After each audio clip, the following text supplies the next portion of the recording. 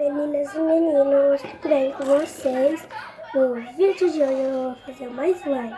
Mas eu vou precisar de um pote, que meu tá sujo porque eu já fiz outro vídeo. E a misturinha. Mas daí, como eu fiz misturinha, detergente só. E com tênis pé não. Tá branco. E uma cola. Pode ser da sua preferência. Vou fazer branca. É opcional, bora lá. Então, se você quer assistir, vem comigo. Então, vamos lá começar. Vamos começar por na cola, como todo mundo já faz no slime comum. Como uma permissão de algum adulto. Minha mãe deixou.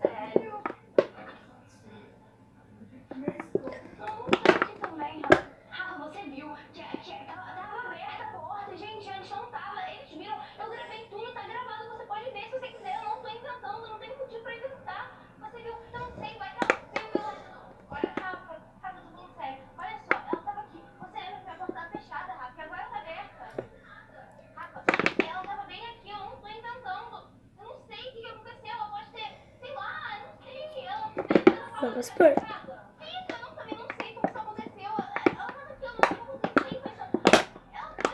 E a meta de like é 10 milhões de inscritos. 10 milhões de likes.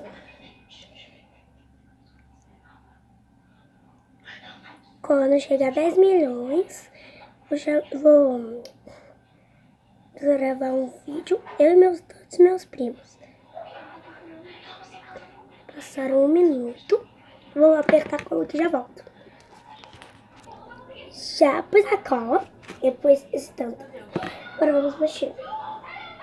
Acho que já vai pegar a consistência, ó. Tá vendo? Já tá pegando a consistência. Agora vamos pôr um pouquinho do ativador. Já pus o tanto. Quem já viu, já tá pegando o ponto. Tá vendo? Tá pegando o ponto, vai ficar bem branquinho. Pra quem quer que eu faça uma slime pros meus seguidores, é só vocês deixarem um like. Eu vou fazer uma live fazendo uma slime, brincando, falando com vocês. Vocês deixarem o like, aí eu vou chamar um dos meus primos. Vou misturar e já volto.